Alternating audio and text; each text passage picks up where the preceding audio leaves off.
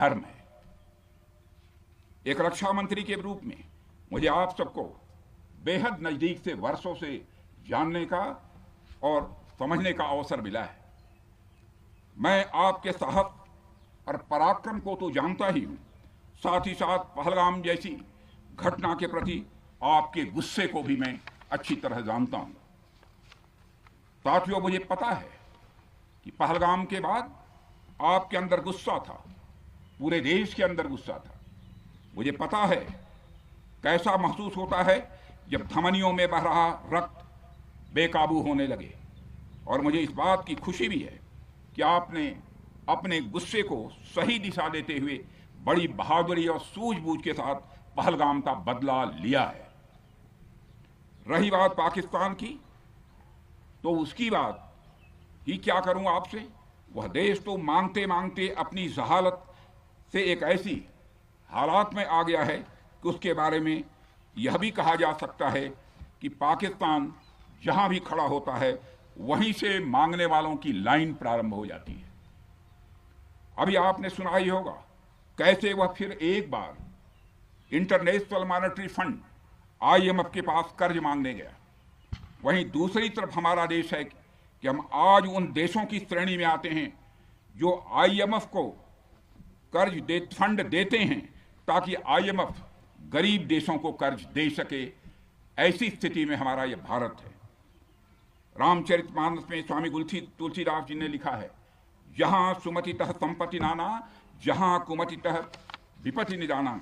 यानी जहां सुमति होती है, अच्छी नीतियां होती हैं, वहां सुख और समृद्धि होती है, और जहां कुमति होती है, बुरी मति होती है, केवल दूसरों के हित की भावना होती है, वहां तरह तरह की विपत्तियां स्वाभाविक रूप से आती ही हैं। पाकिस्तान जिसका जीता जागता यह उदाहरण है। साथियों, भारत के बारे में पूरी दुनिया यह बात जानती है कि हमने हमेशा शांति को प्राथमिकता दी है।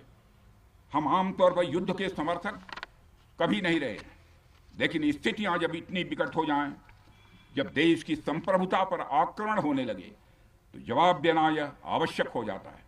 राष्ट्रकवि रामधारी सिंह दिनकर जी की पंक्तियां आपके सामने रखना चाहूंगा। रुग्ण होना चाहता कोई नहीं, रुग्ण होना चाहता कोई नहीं, रोग लेकिन आ गया जब पास हो तिक्त औषधि, कड़वी औषधि। तिक्त औषधि के सिवा उपचार क्या, शमित होगा वह नहीं मिष्ठान्न से। यानी कोई बीमारी अगर लग जाए तो वह मिठाई से दूर नहीं होती है, उसके लिए कड़वी दवा ही काम करती है। इसलिए आतंकवाद जैसे रोग के लिए भी ऑपरेशन सिंदूर जैसी दवा की बड़ी जरूरत हो गई थी। साथियों, पूरे देश में हमारी सेनाओं को और हमारे सैनिकों को एक सम्मान की दृष्टि से देखा जाता है। एक सशक्त राष्ट्र वही होता है जो अपनी सेनाओं को सम्मान के साथ साथ आधुनिक हथियार और साजो सामान भी दे जिसकी उसे जरूरत है। मुझे गर्व है कि आज प्रधानमंत्री जी के नेतृत्व में सरकार हमारी सेनाओं के लिए यह सब सारा काम कर रही है। हमने यह सुनिश्चित किया है कि हमारी सेनाएं हर परिस्थिति के लिए तैयार रहें। और मैं यहाँ पर army chief general Upendra Dwivedi ji को भी बधाई देना चाहता हूँ, क्योंकि बार बार मेरी चर्चा होती रही है और बार बार मैं यह पूछता हूँ कि जो भी आवश्यकताएं हैं उन आवश्यकताओं को पूरा करने के लिए हम पूरी तरह से तैयार हैं। और इसलिए इसके लिए हम वर्ल्ड क्लास बेहतरीन गुणवत्ता वाले साजो सामान अपनी सेनाओं को देने की कोशिश कर रहे हैं। आज आधुनिक राइफल्स, मिसाइल डिफेंस शील्ड और ड्रोन्स जैसी नई पीढ़ी के कई इक्विपमेंट को तेजी से भारत में ही बनाया जा रहा है। साथियों, इसके अलावा सीमावर्ती इलाकों में हमने जो काम किया है वो आप सब देख रहे होंगे। आज LAC और LOC पर भी कनेक्टिविटी है, वैसी पहले शायद कभी नहीं थी। हमने हर स्तर पर यह दिखाया है कि हमारी सरकार केवल युद्ध भूमि पर ही नहीं बल्कि व्यक्तिगत रूप से और पारिवारिक रूप के साथ अपने सेना के जवानों के साथ खड़ी है। साथियों, अंत में एक बार फिर आप सभी को आपके शौर्य और पराक्रम के लिए हृदय से हार्दिक बधाई देता हूं।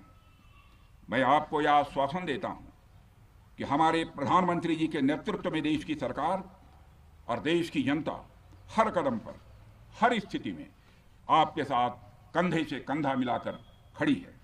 मुझे पूरा विश्वास है कि आपके सहयोग से हम इस पूरे क्षेत्र में आतंकवाद का समूल नाश करेंगे, ताकि कल को कोई भारत की संप्रभुता के खिलाफ आंख उठाने की हिमाकत न कर सके। इसी आशा और विश्वास के साथ आप सबके शौर्य और पराक्रम की सराहना करते हुए और आप सभी को अपनी हार्दिक शुभकामनाएं देते हुए अपना निवेदन समाप्त करता हूं। बोलिए जय हिंद, जय हिंद। यहाँ का घोष वाक्य क्या है? इस भारत माता की जय है।